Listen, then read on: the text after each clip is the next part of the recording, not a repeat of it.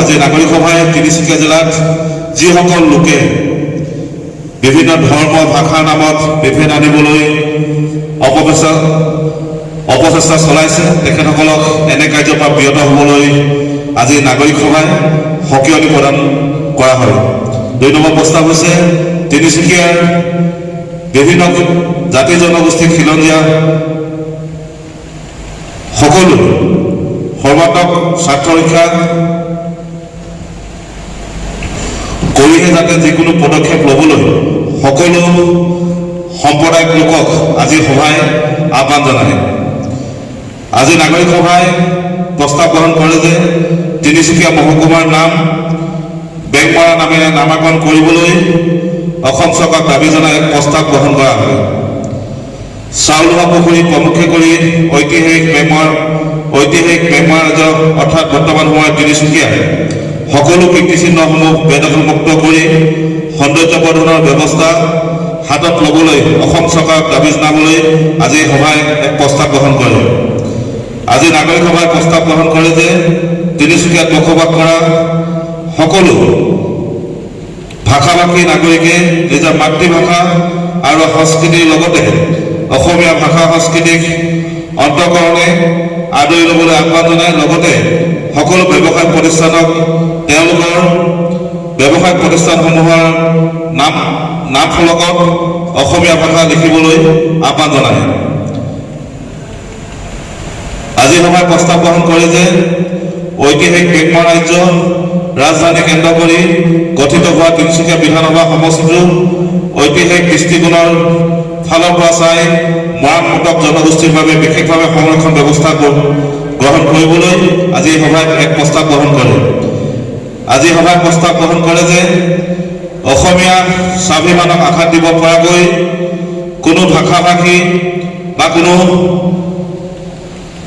ধৰ্ম সম্প্ৰদায়ৰ লোকে যাতে যিকোনো অনুষ্ঠান অনুষ্ঠিত নকৰে তাৰ কাৰণে সকলোকে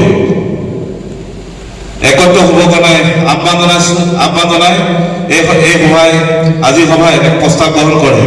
মই পুনৰবাৰ পঢ়ি দিছোঁ, অসমীয়া স্বাভিমানক আঘাত দিব পৰাকৈ কোনো ভাষা-ভাষী বা কোনো ধৰ্মীয় সম্প্ৰদায়ৰ লোকে যাতে কোনো অনুষ্ঠান যাতে অনুষ্ঠান নকৰে তাৰ কাৰণে আজি সভাই এক প্ৰস্তাৱ গ্ৰহণ কৰে। মুঠ আজি 7টা প্ৰস্তাৱ লোৱা হৈছিল। আজি সভাই আমি আশা কৰিছোঁ এই 7টা প্ৰস্তাৱ গ্ৰহণ কৰাৰ পিছতেই আমি আৰু কিছুমান প্ৰস্তাৱ গ্ৰহণ কৰা হ'ব। সেই প্ৰস্তাৱসমূহ তিনিচুকীয়াৰ বিশিষ্ট ব্যক্তিসকল, শ্ৰদ্ধাৰ শিক্ষাগুৰুসকল, বিভিন্ন জাতি জনগোষ্ঠী, বিভিন্ন ভাষা-ভাষী, বিভিন্ন ব্যৱসায়িক প্ৰতিষ্ঠানৰ ব্যক্তিসকলৰ লগত আলাপ আলোচনাৰ জৰিয়তে যাতে আমি পৰৱৰ্তী সময়ত আমি কিছুমান প্ৰস্তাৱ ল'ব পাৰোঁ তাৰ কাৰণে আমি নিশ্চয় চেষ্টা কৰিম। আমি আশা কৰিছোঁ যে আপোনালোকৰ সকলো আমাৰ যি নাগৰিক সভাৰ যি প্ৰস্তাৱ সেই প্ৰস্তাৱসমূহ যাতে অন্তৰ্গত কামনা কৰে, কিয়নো যেতিয়া আমাৰ তিনিচুকীয়াত বিভিন্ন কাৰণ তিনিচুকীয়া এটা নাম আছে যে বেংমৰা ৰাজ্য, সেই বেংমৰা ৰাজ্যত যেতিয়া বিহাৰ দিৱস যেতিয়া অনুষ্ঠিত কৰা হয় তেতিয়া আমাৰ কিন্তু লাজ লাগে বা অসমৰ বিভিন্ন জিলাৰ পৰা আমাক সতীৰ্থসকলে বা তিনিচুকীয়া জিলাক ভাল পোৱা ৰাইজে আমাক বিভিন্ন ধৰণৰ প্ৰশ্ন থকা কয় যে তিনিচুকীয়াত ঐতিহাসিক নাম থকাৰ পিছতো যে বিহাৰ দিৱস কিয় অনুষ্ঠিত কৰিব পৰা যায়। সেইকাৰণে আজি এইকাৰণে প্ৰস্তাৱে লৈছোঁ যে অসমীয়া স্বাভিমানক যাতে কোনো আঘাত দিব পৰা কোনো কাৰ্যসূচী যাতে কোনো ভাষা-ভাষী লোকে যাতে গ্ৰহণ নকৰে। যিহেতু আমি তিনিচুকীয়া জিলাৰ বিভিন্ন জাতি জনগোষ্ঠী আমি বসবাস কৰি আছোঁ, সকলোৰে লগত ভাতৃত্বমূলক সম্পৰ্ক আমি গঢ়ি তুলিবলৈ আমি চেষ্টা কৰোঁ। বিভিন্ন জাতি জনগোষ্ঠীৰ মাজত এক সমন্বয় আমি বাৰ্তা দিব বিচাৰোঁ সমগ্ৰ অসমখনক লৈ কিনি। তাৰ কাৰণে যাতে কোনেও অসমীয়া স্বাভিমানক যাতে আঘাত দিব পৰা কাম যাতে কোনেও নকৰে তাৰ কাৰণে উপস্থিত থকা ৰাইজৰ প্ৰতি মই বিশেষভাৱে আহ্বান জনালোঁ।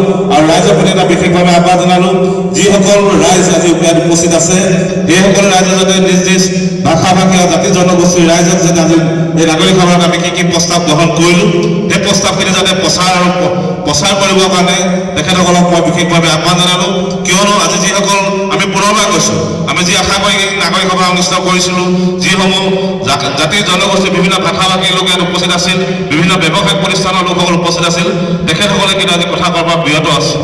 আমি এই কথা আজি কিন্তু ভাবিবলৈ বাধ্য হৈছোঁ, কিয়নো আমি বুকুৰ মাটি দিবলৈ আমি চেষ্টা কৰিছোঁ। যদি তেখেতসকলে যদি মনৰ ভাৱটো যদি প্ৰকাশ নকৰে, তেখেতসকলৰ মন মগজু যদি ক্ৰিয়া কৰি থকা কিবা ভাষা নিজৰ মনৰ ভাৱবোৰ যদি প্ৰকাশ নকৰে, তেনেহ'লে আমাৰ কিন্তু কিছুমান ক্ষেত্ৰত আমাৰ চিনি পাবলৈ কিন্তু আমাৰ কিন্তু কষ্ট হয়।